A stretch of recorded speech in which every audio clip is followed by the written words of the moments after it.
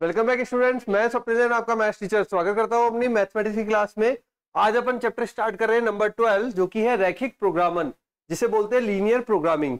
ठीक है, लीनियर मतलब आप जानते ही है जहां पे जो भी समीकरण होगी या जो भी इक्वेशन होगी, इनइक्वालिटी होगी, वो होगी केवल और केवल घात एक में। मतलब एक्स की घात भी एक होगी और वाई की घात भी एक होगी। जितने भी वेरिएबल हम यूज करेंगे उनकी घातें केवल और केवल एक होगी, उससे अधिक नहीं होगी। लीनियर वर्ड का मतलब ही ये होता है।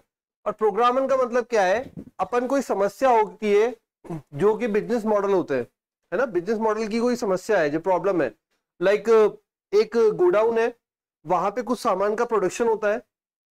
जैसे मान लीजिए 3 तरह के सामान प्रोडक्ट बनते हैं। अब सामान को एक जगह से दूसरी जगह पे ट्रांसपोर्ट करना है। ठीक है, एक तो जहां पे प्रोडक्शन हो रहा है वो हो गया, एक गोडाउन हो गया जहां पर स्टोरेज करेंगे। तो एक जगह से दूसरी जगह पर अगर ट्रांसफर करना है तो वहां पे कुछ कॉस्टिंग आएगी। मान लीजिए ये तो होगी factory, A is a factory. ठीक है, यहां पे प्रोडक्शन हो रहा है। अब वो दो गोडाउन में जा रहा है, एक गोडाउन हो गया G1 और एक गोडाउन हो गया G2।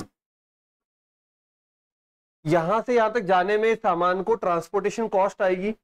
मान लीजिए वो आ रहा है, एक बार में ट्रक का जो चक्कर कट रहा है वो 100 रुपए यहां पे, अब और यहां पे कट रहा है 200 रुपए। ठीक है, अब हम हमेशा क्या चाहते हैं, हम चाहते हैं कॉस्टिंग कम से कम आए। जब भी खर्चे की बात होगी कम से कम आए, लाभ की बात होगी ज्यादा से ज्यादा आए। ठीक है, हानि की बात होगी कम से कम आए, है ना। तो अब अपन क्या चाहेंगे कि कम से कम खर्चे में जाए अपना सामान, तो ज्यादा सामान इस वाली डायरेक्शन में जाए जहां 100 रुपए का खर्चा आ रहा है, और कम सामान इसमें जाए। बट इसके साथ एक और कंडीशन अटैच कर दी, यहां जो सामान जाता है उसका प्रॉफिट कम है। मान लो जो सामान जाता है गोडाउन 1 में, उसका प्रॉफिट है वो है 1 रुपए पर पीस, और यहां पे जो जाता है उसका प्रॉफिट है 4 रुपीज पर पीस। ठीक है, तो ऐसा भी नहीं इसको छोड़ दे, खर्चा 200 रुपए का आ रहा है लेकिन प्रॉफिट भी तो ज्यादा आ रहा है। ठीक है, तो ये इस तरह की प्रॉब्लम को अपन मैथमेटिकली कन्वर्ट करते हैं, गणितीय रूप में कन्वर्ट करते हैं, और फिर उसको हल करते हैं कि इसका बेस्ट सॉल्यूशन क्या होगा। इसको बोलते हैं अपन लीनियर प्रोग्रामन। और इसी के अंदर ये जो मैंने आपको प्रॉब्लम समझाई, ये एक ब्रांच है जिसे बोलते हैं ट्रांसपोर्टेशन प्रॉब्लम, जो कि अब नए सिलेबस में हट चुकी है। बट बेसिक समझने के लिए यूज किया है अपन ने, केवल कंसेप्ट। बेसिक ये समझना है कि भाई ये यूज क्यों आता है। कारण ये है, जब भी अपन कोई भी बिजनेस प्रॉब्लम है हमारी, लाइक प्रॉफिट की बात हो रही है, हानि की बात हो रही है, खर्चे की बात हो रही है, कॉस्टिंग की बात हो रही है, तो उनको कम या ज्यादा करना होता है, तब हम ये रैखिक प्रोग्रामन टॉपिक पढ़ते हैं। ठीक है, इसका मतलब ये हुआ कि इस चैप्टर को एमबीए में भी पढ़ाया जाता है डिटेल में, मास्टर ऑफ बिजनेस एडमिनिस्ट्रेशन के अंदर। क्योंकि आप ये सोचोगे इतनी बड़े बड़े सिस्टम है, कंपनीज है इतनी बड़ी बड़ी, नंबर ऑफ उसके वेयर हाउस है, नंबर ऑफ प्रोडक्शन हाउस है, 10 तो फैक्ट्री है, 20 जगह प्रोडक्ट जा रहा है, किस रेशियो में जाएगा। ऐसे थोड़ी रैंडमली उधर 50 आइटम भेज दो तो 20 आइटम भेज दो तो 10 आइटम भेज दे, कैसे मैनेज करेंगे, हर बार कैसे डिटेल रहेगी, किस तरीके से कॉस्टिंग निकलेगी। तो वो सारा जो कैलकुलेशन होता है वो एक बार अपन डिजाइन कर देते हैं, और उसके बाद कंप्यूटर हमको बाकी सारी कैलकुलेशन करके दे देता है।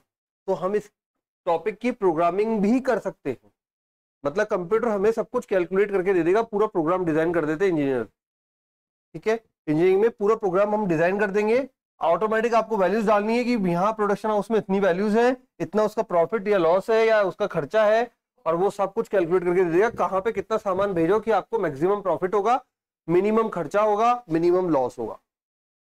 ठीक है, तो ये जो टॉपिक है बिजनेस पर्पज से बहुत ज्यादा इंपॉर्टेंट रहता है। बट आपके थ्योरेटिकल क्वेश्चंस हटा दिए गए। अगर आप क्वेश्चंस पढ़ेंगे पुरानी बुक के तो उसमें आपको पता लगेगा ये सारे क्वेश्चंस जो है, जो डिजाइनिंग है, वो सारा का सारा डिजाइनिंग बिजनेस पर्पस को लेकर ही किया गया था। ठीक है, ये तो हो गया इसका बेसिक रूप, ज्यादा चैप्टर बड़ा है नहीं। तो अब देखिए इसमें और क्या करते हैं। तो अगर इसमें सबसे पहले एक होगा ऑब्जेक्टिव फंक्शन, जिसको बोलेंगे अपन उद्देश्य फलन। ठीक है, उद्देश्य फलन, इसको बोलते हैं ऑब्जेक्टिव फंक्शन। इसको कभी भी मैक्सिमाइज या मिनिमाइज किया जाता है, मिनिमाइज या मैक्सिमाइज इसको किया जाता है। ठीक है, मतलब या तो इसको मैक्सिमम किया जाता है या फिर इसको मिनिमम किया जाता है, या तो इसको बढ़ाया जाता है या इसको कम किया जाता है। मैक्सिमाइज के लिए वर्ड यूज करेंगे अधिकतमीकरण, और मिनिमाइज के लिए न्यूनतमीकरण, अधिकतमीकरण बढ़ाओ, न्यूनतमीकरण घटाओ, ठीक है, कम करो। ये हो गया उद्देश्य फलन, जिसका ये उद्देश्य फलन वर्ड में आपको पता लग रहा होगा, हमारा काम इसको टारगेट करना है, कम या ज्यादा। अब इसको करने के लिए कुछ कंडीशन दी जाएगी, ठीक है, उनको बोलते हैं कंस्ट्रेंट्स, ठीक है, उनको बोलते हैं कंस्ट्रेंट्स, और हिंदी में बोलते हैं उनको व्यवरोध, व्यवरोध, व्यवरोध, व्यवरोध, व्यवरोध। मतलब क्या, वर्ड से पकड़ो।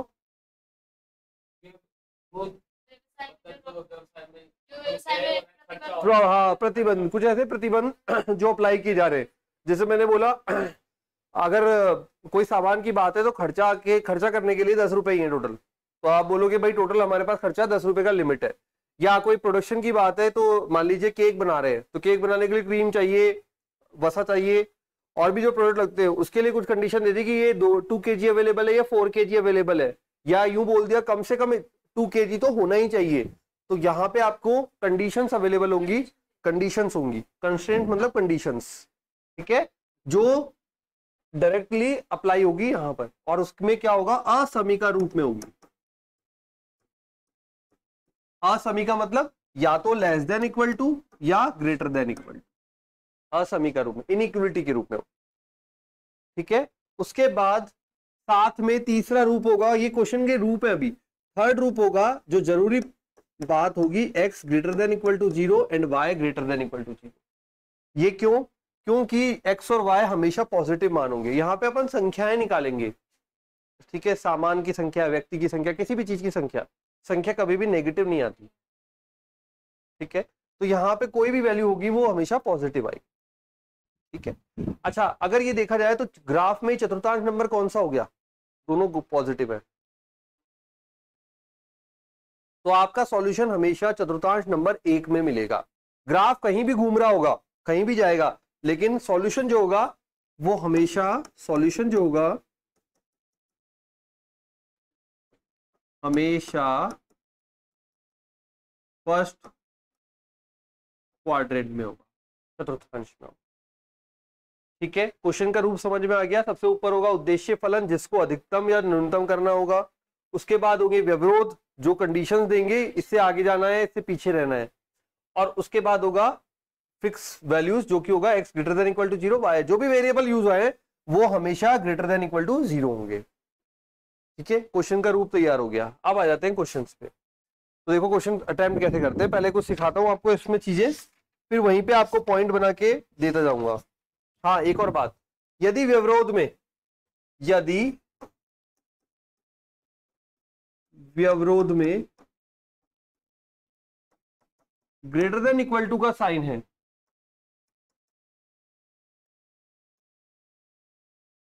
चिन्ह है, तब सॉल्यूशन जो होगा, या शेडेड रीजन, तब शेडेड छायांकित भाग को ग्रेटर देन इक्वल टू में मूल बिंदु से दूर जाएगा, मूल बिंदु से दूर, ठीक है। ध्यान रखना ये चीज, क्योंकि सब क्वेश्चन इसी से होंगे। मूल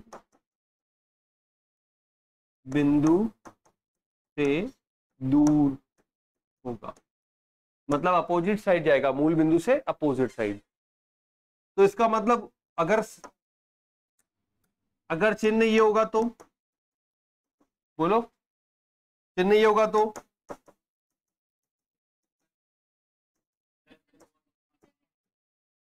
मूल बिंदु की तरफ होगा। हाँ, कैसे भी याद रख लो, तो वैसे भी याद रखने की चीज है, मूल बिंदु की तरफ है। हाँ, लेस देन इक्वल टू मतलब पास में, ग्रेटर देन इक्वल टू मतलब दूर।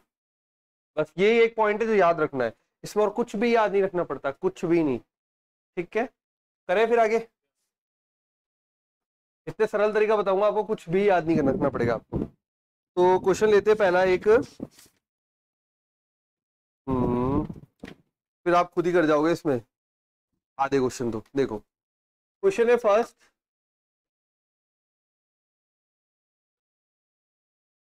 जेड बराबर 200x प्लस 500y और बोला है न्यूनतम करो। 200x प्लस 500y न्यूनतम करो, ठीक है। फिर बोला है व्यवरोध, व्यवरोध में दिया है हमें x plus 2y greater than equal to 0, 3x plus 4y less than equal to 24,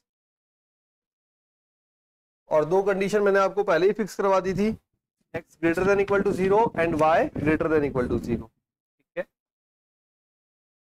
x greater than equal to 0, y greater than equal to 0।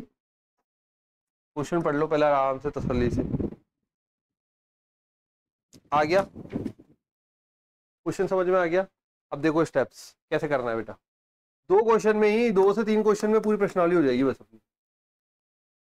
सबसे पहले हम व्यवरोध पकड़ेंगे। पहला व्यवरोध पकड़ा हमने, x प्लस 2y बराबर 10। x बराबर 0 रखेंगे तो y बराबर कितना आएगा?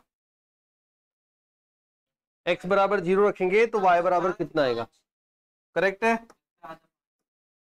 0,5 पहला बिंदु हो गया। अब दूसरा करो, जब y बराबर 0 रखेंगे तो x बराबर क्या आएगा ये बताओ? 10 आएगा। बिंदु होगा x, y मतलब 10, 0। दोनों बिंदु समझ में आ गए क्या? ठीक है। अब आ जाते हैं यहां पे, साथ में मैं ग्राफ भी बनाना चाहता हूं। प्रथम चतुर्थांश में होगा तो मुझे यहाँ तो एक्स्ट्रा कुछ बनाने की जरूरत नहीं है, सीधा ये फर्स्ट ही बनाया है मैंने। 0,5, ठीक है, 10,0, पहले लाइन खींच दूं फिर 10,0 दे दूं।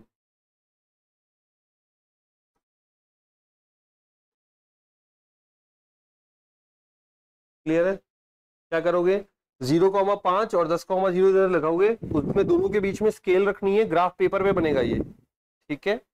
ग्राफ पेपर अगर प्रोवाइड होता है, अभी तक तो प्रोवाइड होता ही था बोर्ड में, तो आपको भी प्रोवाइड होगा। तो एक ही अपने पूरे सिलेबस के अंदर जो ग्राफ पे बनते हैं ये वाले क्वेश्चंस, तो ग्राफ पेपर लेंगे अपन, वहां पे ब्लॉक दोनों शो करके स्केल रख के लाइन खींच देंगे, बन गया। अब आ जाओ दूसरी समीकरण पे। दूसरी इक्वेशन में देखते हैं, सेकंड में यहां पे बन जाएगा, ठीक है। तो ये हो जाएगा अपने पास दूसरी इक्वेशन, 3x प्लस 4y बराबर 24। सेम बिल्कुल, x बराबर 0 पुट करेंगे तो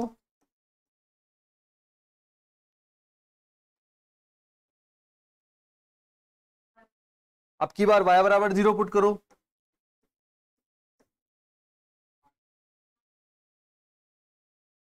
सही है। चलो दूसरे समीकरण देख लेते हैं। तो फिर यहाँ पे 0,6 इससे ऊपर आएगा,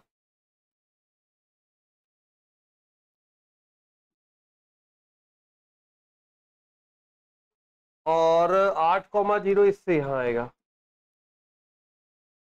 सही है। ये हो गया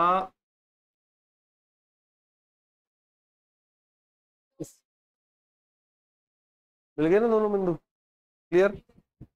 एक पॉइंट पे दोनों क्रॉस कर रहे हैं या प्रतिच्छेद कर रहे हैं या इंटरसेक्शन कर रहे हैं। इंटरसेक्शन पॉइंट निकालने का तरीका होता है, दोनों समीकरणों को हल कर दीजिए, तो उससे क्या होगा, इंटरसेक्शन पॉइंट आ जाएगा। कोई भी विधि से, कोई भी विधि से, इट्स योर चॉइस, ओके। चलो यहां पे निकाल देते हैं, इंटरसेक्शन पॉइंट निकालूं। ये आपके पास पहली इक्वेशन है, ये आपके पास सेकंड इक्वेशन है। अगर मैं बोलूं यहाँ पे इसको 2 से मल्टीप्लाई कर दूं तो बन जाएगा 2x प्लस 4y बराबर 20। ये ऑलरेडी रखी हुई है, 3x plus 4y equal to 24। दोनों को सब्ट्रैक्ट कर दिया, ये कट हो गया, 2 माइनस ये माइनस x माइनस 4,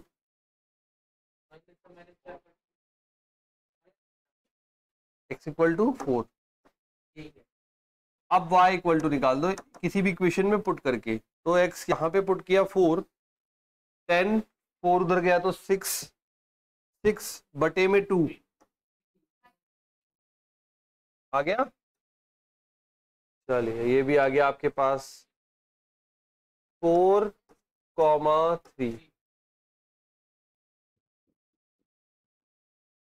अब आ जाते हैं ग्रेटर देन और लेस देन पे। तो जो आपको बताया था, अब पहले आ जाओ ग्रेटर देन पे। पहला था x + 2y greater than equal to 10। कौन सी वाली लाइन थी? ग्रीन वाली लाइन, जो डार्क ग्रीन है। ठीक, ग्रेटर देन है x + 2y greater than equal to 10। Greater than में क्या होता है? दूर जाता है, दूर जाता है। यूं समझ लो, ग्रेटर मतलब खुला आकाश, ठीक है ना? तो खुले आकाश की तरफ, यहाँ पे पहले चतुर्थांश में खुला आकाश का है, यहीं है, दूर है, मूल बिंदु से दूर। ठीक है, तो इसके लिए कौन सा पार्ट है? ये कह रहा है भैया मेरे लिए तो ये वाला भाग। ग्रीन लाइन ने ये बोला, ग्रीन लाइन ने बोला ग्रेटर देन इक्वल टू 0 मतलब मेरे लिए ऊपर का भाग है। अब आ जाते हैं अपन सेकेंड लाइन पे। सेकेंड लाइन में क्या है? Less than equal to 24, less than equal to 24। ये वाली पार्ट, ये वाली लाइन कह रही है हमारे लिए मूल बिंदु की तरफ है, मूल बिंदु की तरफ, तरफ, तरफ, सॉरी, इसी लाइन से चलेगा ये, इसकी तरफ।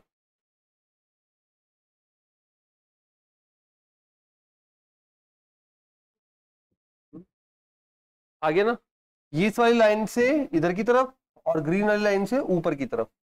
अब मुझे बताओ दोनों में उभयनिष्ठ कॉमन भाग कौन सा है? ये वाला, इसमें तो देखो खाली रह गया। उभयनिष्ठ भाग पता लग गया, वही अपना सॉल्यूशन होता है, जिसे अपन बोलते हैं शेडेड रीजन या छायांकित भाग। तो हम इसे बोल देंगे ना, इसका नाम नेमिंग कर देते हैं। यस, ये A, this is B and this is C। और किसी भाग से हमें मतलब ही नहीं है, हमारा जो सॉल्यूशन है वो केवल छायांकित भाग देगा, A, B और C। नहीं, नीचे में छायांकित नहीं हुआ बेटा, ये इसमें ये आ रहा है, वो कह रहा है बाहर जाओ, ये कह रहा है अंदर आओ, ये कह रहा है बाहर जाओ, तो उभयनिष्ठ नहीं हुआ। उभयनिष्ठ मतलब दोनों समान सहमति हो, दोनों की सहमति हो। 3 है तो तीनों की सहमति हो, 4 है तो चारों की सहमति हो। ठीक है, 100% सहमति हो गया, बन गया अपना सॉल्यूशन। अब आप लिखेंगे यहाँ पे पॉइंट्स, मतलब कि बिंदु, यहां पे लिखेंगे z और बनाएंगे टेबल। z बराबर अपने पास है 200x + 500y। बिंदु रख दे। पहला बिंदु रखेंगे A 0,5, इसमें रखो z निकालो। दूसरा बिंदु रखूंगा B 4,3,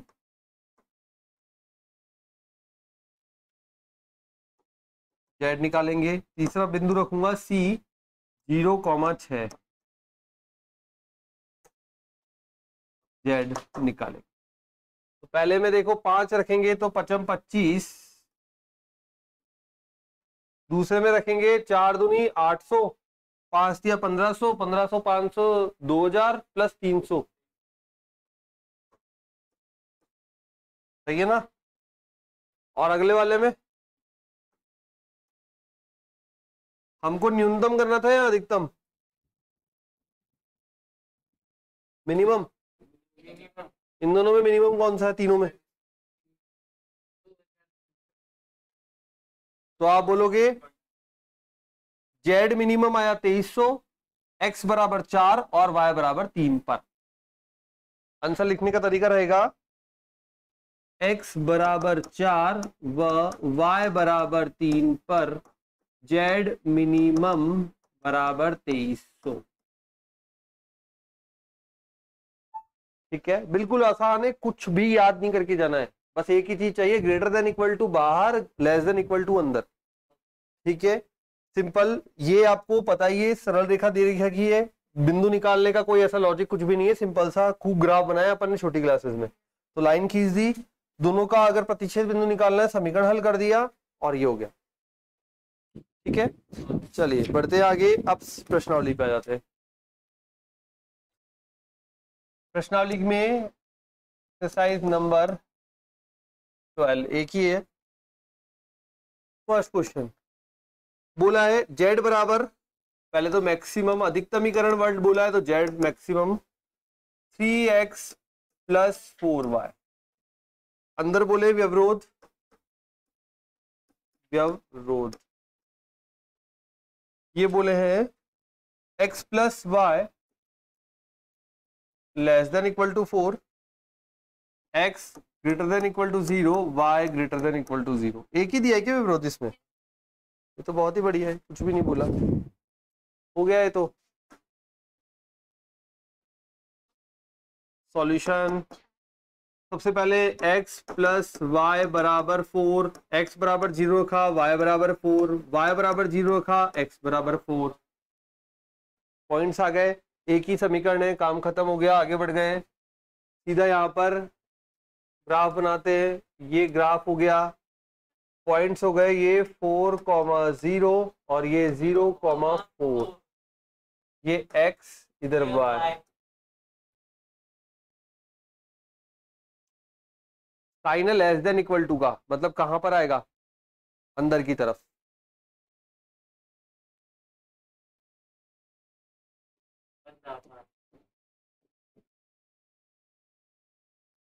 ठीक है, इसका मतलब सॉल्यूशन होगा ओ ए एंड बी, पूरा एक ही है सब।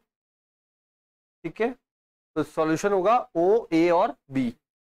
अब आपके पास इसमें कोई प्रतिशत बिंदु निकालना नहीं है, कुछ और निकालना नहीं है, सीधा अपन टेबल बनाएंगे। पॉइंट्स हिंदी में बोलोगे बिंदु, और दूसरा z बराबर वो है 3x।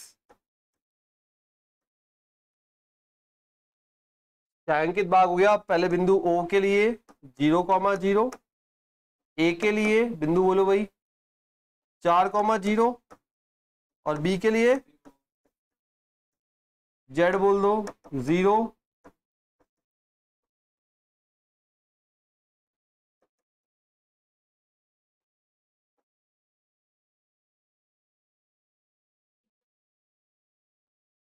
हो गया, ऐसे क्वेश्चन है, बताओ। अब एक दो कुछ स्टफ करा देते हैं इसमें से ढूंढ ढांड के, फिर खत्म हो गया है। तो हाँ तुम बोल दो, वही करा दूंगा, चलो बोलो।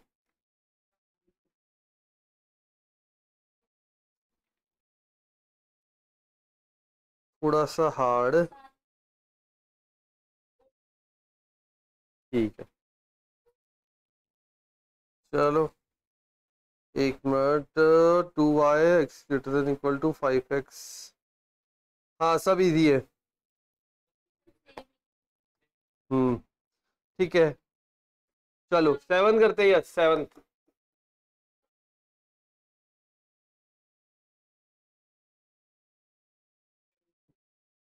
z बराबर, अब इसमें मिनिमम और मैक्सिमम दोनों करना है बेटा। 7th क्वेश्चन में बोला है न्यूनतमीकरण तथा अधिकतमीकरण दोनों करना है। तो कोई नहीं, ये दोनों अपन तो जब टेबल बनाते हैं वहां पे मिनिमम वाला भी शो कर देंगे, मैक्सिमम वाला भी शो कर देंगे, है ना, जब टेबल में है बस। तो थोड़ा सा इसमें विवरोध अच्छे दिए हुए हैं, तो ले लेते हैं इस क्वेश्चन को 7th को ही। तो यहाँ पे z बराबर दिया है हमें 5x plus 10y, 5x plus 10y, minimum and maximum दोनों शो करना है, मैंने यहां लिख दिया। अब व्यवरोध, व्यवरोध में दिया है x plus 2y less than equal to 120, x plus y greater than equal to 60। Point निकाल के रखो, x माइनस 2y, तभी पता चलेगा ये इंपॉर्टेंट क्यों है क्वेश्चन, मतलब इसमें क्या गलती होती है। And x equal to 0 greater than equal to 0 and y greater than equal to 0। सारे पॉइंट निकाल लोगे तब अपने आप आपको पता लग जाएगा क्या दिक्कत आती है क्वेश्चन को सॉल्व करने में। तो शुरू करते हैं भाई इसको भी।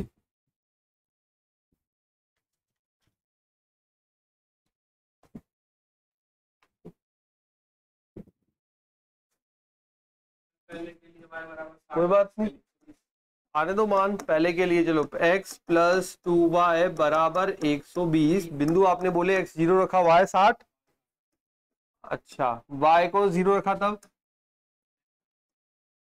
120 आ रहा है। दूसरे पे आ जाओ, x प्लस वाई बराबर 60 रखा, ठीक है, अब जिसकी वजह से क्वेश्चन उठाया है वो कारण x माइनस 2y बराबर 0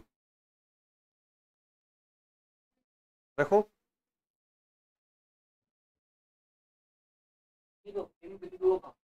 नहीं नहीं नहीं, ये भी तीसरी समीकरण है वैसे ही अलग से, जैसे यहाँ करा इसको किया वैसे इसको करो। x बराबर 0 तो y बराबर भी 0 और y बराबर 0 तो x बराबर भी 0। तो फिर अब तो इसका मतलब क्या है, यह एक सरल रेखा है जो मूल बिंदु से गुजर रही है। तो अब ध्यान रखना है आपको, कभी भी जब भी y बराबर x 2x 3x 4x x बटा 2 x बटा 3 x बटा 4 x बटा 5 कोई भी वैल्यू हो, y बराबर x का रूप हो, y बराबर x का रूप हो या y बराबर 2x 3x या फिर y बराबर x बटा 2 y बराबर x बटा 3 y बराबर x बटा 4 का रूप हो। ये भी कुछ ऐसा ही है, देखो इसको प्रॉपर सॉल्व करेंगे, देखो क्या बनेगा। 2y बराबर x y बराबर x अपॉन 2 बन रहा है, ठीक है।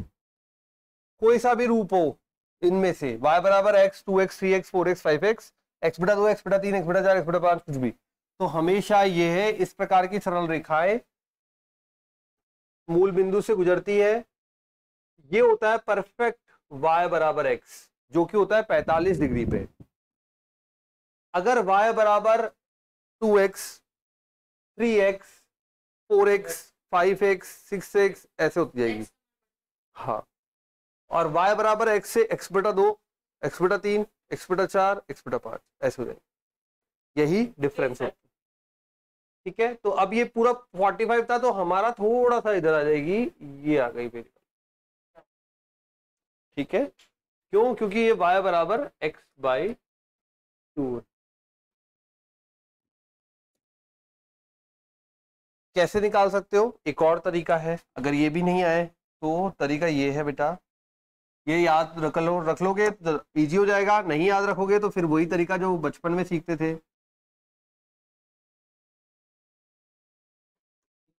एक्स वाई का मान ये आता है, एक्स बराबर क्या रखूं? 2 रखूं, वाई बराबर 1 आ जाएगा, 2 का भाग चल रहा है ना, फिर 4 रखूं 2 आ जाएगा, एक्स में 6 रखेंगे तो 3 आ जाएगा, 8 रखेंगे तो 4 आ जाएगा, ठीक है। जब ये मिलाओगे तो 45 डिग्री से थोड़ा सा इधर की तरफ आएगा। कैसे? ये इधर 1 होगा, सॉरी एक्स में 2 होगा, वाई में 1 होगा, तो ऑटोमेटिकली इस तरह की आ जाएगी। हाँ मतलब बना लोगे ना पॉइंट्स बना के तो वो ऐसी आएगी। मैंने अब आपको शॉर्ट बता दिया, शॉर्टकट। वाई बराबर एक्स, ये 2x 3x 4x 5x x बटा 2 x बटा 3 x बटा 4 x बटा 5 x बटा 6, ठीक है, ये आ गई। अब बढ़ते हैं आगे, इन दोनों को शो कर देते हैं हम अपना काम जो था। तो ये हो गया हमारे पास x, ये हो गया y।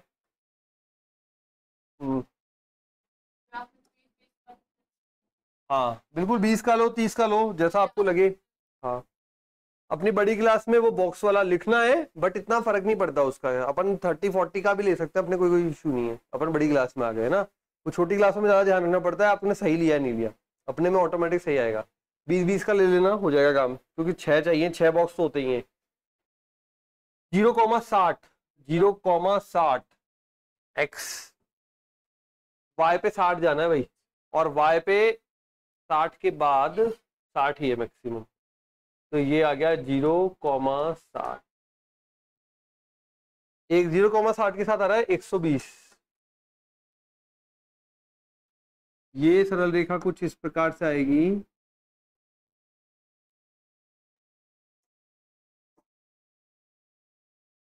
अब आ जाओ सेकंड वाली पे। सेकंड वाली में यहाँ पे है 60,0, या गया 60, ठीक है, इसी से ही है ना।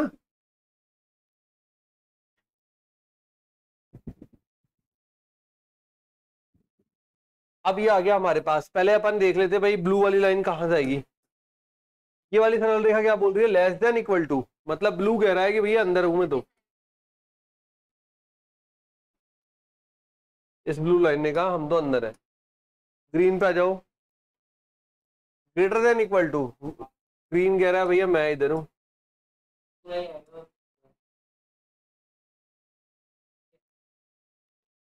ये कह रहा है बाहर, ये कह रहा है अंदर में, ये कह रहा है बाहर। ठीक है, ये पूरा बॉक्स हो गया, लेकिन अभी बीच में एक और है, अभी एक और है, एक ट्विस्ट और बाकी है। अब आ गया इस तीसरी लाइन का रूल। ये कह रहा है x minus 2y greater than equal to 0, है ना। अब आप यहां पे सबसे बेस्ट तरीका होता है बेटा, कोई भी मान जहां तक आप पहुंच सकते हो, जो मान आप इजीली पहुंच सकते हो, वो मान इस तीसरी समीकरण में रखो और चेक करो। नहीं तो मैंने ये देखा है, जो दूसरा तरीका मैं कोई भी बताता हूं तो बच्चे गलत करते हैं इस तरह के क्वेश्चन।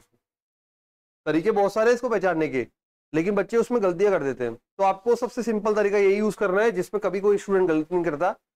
कोई भी बिंदु तक पहुंच जाओ, अंदर जो आपका रीजन, ये तो पता लग गया आपको, ये बीच वाला भाग आ रहा है। अब बस ये बताना है इसके ऊपर आएगा या इसके नीचे वाला आएगा, इतनी सी बात बतानी है। तो मुझे ये बताओ, ये 60,0 है, ये 120,0 है, मैं यहां के कोई बिंदु तक पहुंच सकता हूं क्या? कोई भी ऐसे रैंडम, कितना होगा? आपने बोला सर 70 ऊपर जाओ, 70 तो एक्स में चलो और 5 चल जाओ ऊपर।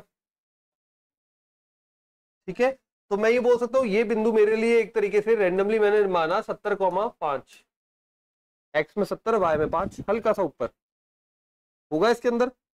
अब मैं इसको इस समीकरण में रख के सेट करता हूं, चेक करता हूं। तो मैंने ये रखा 70 माइनस 2y, कितना आया? इसमें रखो ना, इसमें आया। ग्रेटर देन 0 है क्या? है। इसका मतलब हमारा जो भाग है वो कौन सा वाला भाग है? ये इस लाइन ने ये कहा इधर हूं मैं, तो इसका मतलब ये नीचे वाला है। क्यों? क्योंकि हमारी कंडीशन सेटिस्फाई हो गई। अगर नहीं होती तो हम कहते ऊपर वाला भाग है, हमने गलत पॉइंट उठाया था। हो गया, पता लग गया भाग। अब आपको यहां मार्क कर देता है, तो ये हो गया अपना ए, दिस इज बी, ये इधर सी और ये डी। अब सी और डी लेके आने पड़ेंगे, सी और डी लेके आने पड़ेंगे। अब कैसे लेके आएंगे सी और डी? देखो वो भी कैसे लेके आएंगे। ए और बी तो है, सी और डी ये वाली लाइन आ रही है, जो दो सरल रेखाएं प्रतिच्छेद करती है वही बिंदु होता है। तो सी बिंदु के लिए देखो, एक तो ब्लू वाली लाइन और एक y बराबर x बटा 2, है ना।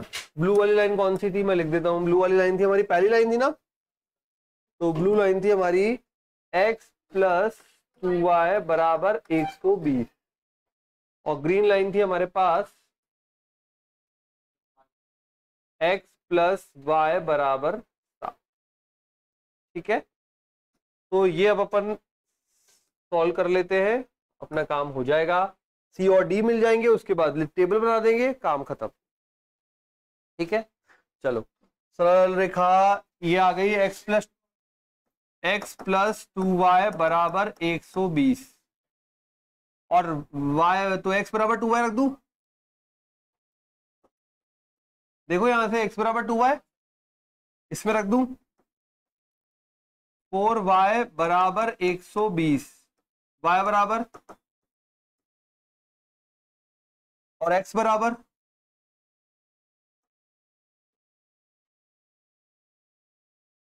मिल गया क्या बिंदु सी?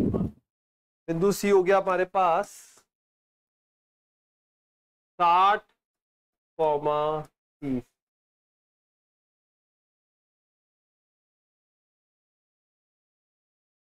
अब आ जाओ डी बिंदु के लिए, देखो डी बिंदु में क्या दिख रहा है।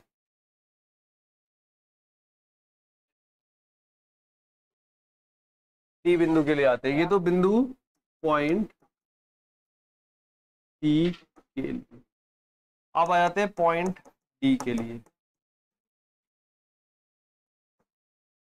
देखो डी में आ जाओ, इधर वापस वही है, तो x, तो यहां पे मैं रख देता हूँ x की जगह 2y, that is 2y plus y बराबर 60, y बराबर 3 से भाग लगेगा 20, और y बराबर 20 आ गया तो x बराबर आ जाएगा 40। डी बिंदु हो गया हमारे पास 40,20। ठीक है, एक्स आ गया 40, वाई हो गया 20। सारे बिंदु आ गए ए बी सी डी, आ गए सारे। चलो फिर शुरू करें, टेबल बना दे। तो ये आ गए पॉइंट्स और साथ में आ गया जेड जो कि हमारे पास +10y।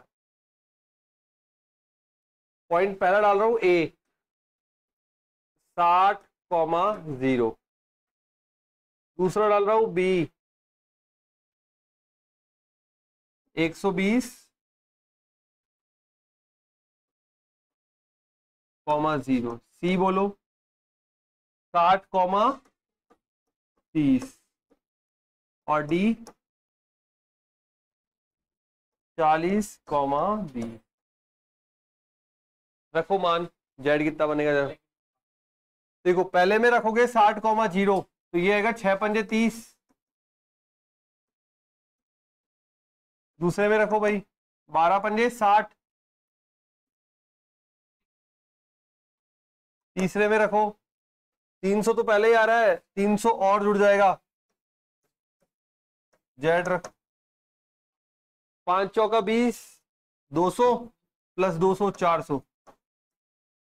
मिनिमम बता दो, मैक्सिमम बता दो बेटा। मिनिमम 300 हो गया, बिल्कुल।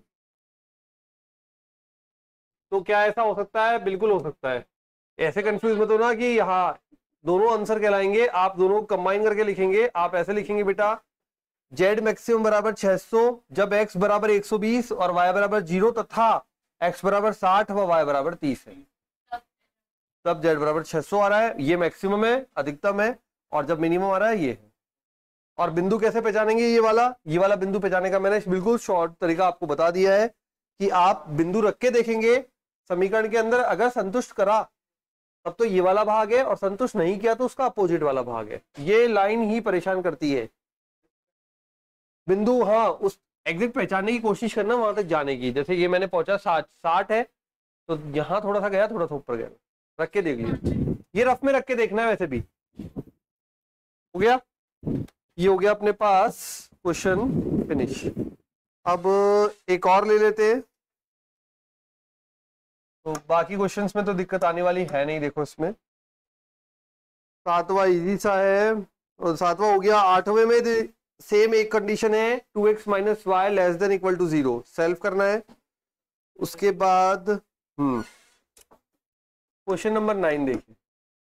जेड बोला है -x + 2y, मैक्सिमाइज बोला है, केवल और केवल मैक्सिमाइज। फिर बोला है व्यवरोध, और ये दिए हमें x + y > 5, x > 3, x + 2y > 6, और y में दिया है > 0। ठीक है, अब आप बोलोगे यहाँ तो सर x > 0 दिया ही नहीं, तो यहाँ पे x > 3 दे दिया, इसलिए > 0 नहीं दिया। काम वही, मैं केवल आपको बेसिक बता देता हूँ काम कैसे करना है। इसमें वही सेम चीज। जेड अपना गिवन है, अब क्या करोगे? पहली समीकरण हो जाएगी x + y = 5, बिंदु बनेंगे 0, 5, 5, 0 बन गए। दूसरा ये वाली समीकरण ये बन जाएगी x = 3। x = 3 क्या होता है? x अक्ष पर 3 बिंदु आगे चलोगे और सीधी लाइन खींच दोगे y के पैरेलल समांतर, है ना। x बराबर कुछ भी दिया हो y के समांतर आएगी, तो x बराबर 3 मतलब y के समांतर आएगी। उसके बाद आ जाएंगे अपन x + 2y = 6 पर 0 रखा और 0 रखा, तो हो गया सब। अब देखिए लाइन, ये आ गया अपना ग्राफ, ये x ये y, मूल बिंदु 5, ये तो जाएगा 0, 5। अब आ जाते हैं एक और, ये वाली 0,3 6,0 ब्लैक वाले x बराबर 3, x पे 3 चला,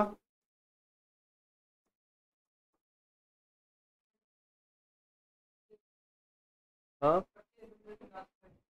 बिल्कुल आ सकता है। देखते हैं, पहले प्रतिशत बिंदु निकाल के देख लेते हैं।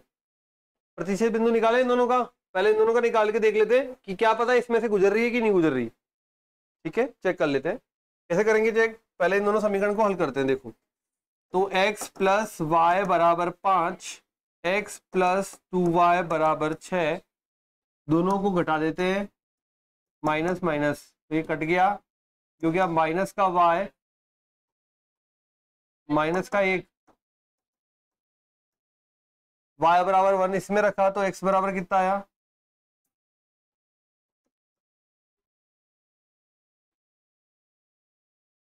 ठीक है, ये बिंदु आ गया अपने पास 4,1। अब ये 4,1 आ गया तो इसका मतलब ये है कि प्रतिच्छेद बिंदु से नहीं गुजर रही, वो तो 3 से गुजर रही है। ठीक है, तो प्रतिच्छेद बिंदु आगे रह गया और अपनी जो सरल रेखा है वो पीछे से गुजर रही है। प्रतिच्छेद बिंदु आगे रह गया, अपनी सरल रेखा जो है वो पहले से गुजर रही है, मतलब उससे पहले से पास हो रही है। आगे डायग्राम समझ में कर लोगे? कौन ग्रेटर होगा कौन लेस होगा? यहाँ पे बोला है x ग्रेटर देन 3, मतलब क्या? 3 से ज्यादा, x का मान 3 से ज्यादा, 3 से ज्यादा मतलब ये बोल रहा है बाहर चलो। अब बस आपको, अच्छा ब्लू वाली लाइन क्या बोल रही है? ब्लू लाइन बोल रही है ग्रेटर देन, ये भी बोल रही है बाहर चलो। और ब्लैक लाइन क्या बोल रही है? तो बाहर ही चलो, फिर बाहर ही चलो। अब जब बाहर की बात होती है बेटा, तो आप बाहर के बिंदुओं को देखते हैं हमेशा, मतलब बाहर की तब बात हो रही है तो ये बोल रहा है यहां ये एक बिंदु मिलेगा, एक बिंदु ये होगा 4,1, एक बिंदु ये वाला होगा, इन 3 बिंदु की बात हो रही है। ठीक है, अगर इसमें बोला है मैक्सिमाइज तो कोई मान उपलब्ध नहीं है, क्योंकि मैक्सिमाइज के लिए तो खुला आसमान है। हाँ, मिनिमम के लिए ऑप्शन अवेलेबल है। मिनिमम कैसे निकालेंगे? ये बिंदु रखेंगे, ये रखेंगे और ये रखेंगे, इन तीनों में से जो मिनिमम आएगा वो आपका आंसर होगा मिनिमम के लिए। कौन सा वाला? यहां से ये वाला मिला, ये वाला 4,1, ये भी निकाल देते हैं, और ये 6,0, ये वाला बिंदु निकाल लेते हैं। किस किस पे पास हो रहा है देखो, ब्लू सरल रेखा, मतलब ये पहली वाली आ गई 0, ये x प्लस वाई 5, और एक सीधी वाली, तो x plus y equal to 5, x बराबर 3 रखा तो y बराबर आ गया इसमें 2। तो आपके पास 3 बिंदु हो गए, एक हो गया ये वाला बिंदु,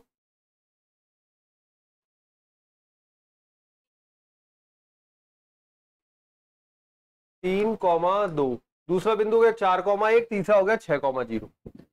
जिस पे भी मिनिमम आएगा वही आंसर होगा मिनिमम।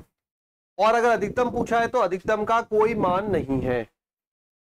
ठीक है, ध्यान रहेगा, अधिकतम का कोई मान नहीं है। न्यूनतम मान भी पूछ सकता है, तो आपको ये तीनों बिंदु रख के न्यूनतम निकालना है। पूछा नहीं है यहाँ पे, बट निकालना ऐसे होता है। समझ गए?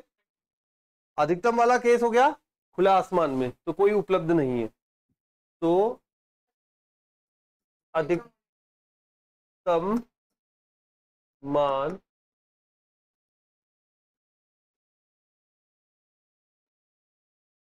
उपलब्ध नहीं। पूछा अधिकतम है लेकिन मिनिमम दे देता तब, तो मिनिमम दे देता तो आप ये तीनों बिंदु रखेंगे, जो भी कम आएगा वो आपका आंसर होगा। ठीक है, तो इस प्रकार से आपको ये पूरी एक्सरसाइज कंप्लीट करनी है। खत्म। तो मिलते हैं अगली क्लास में, तब तक के लिए बाय, थैंक यू।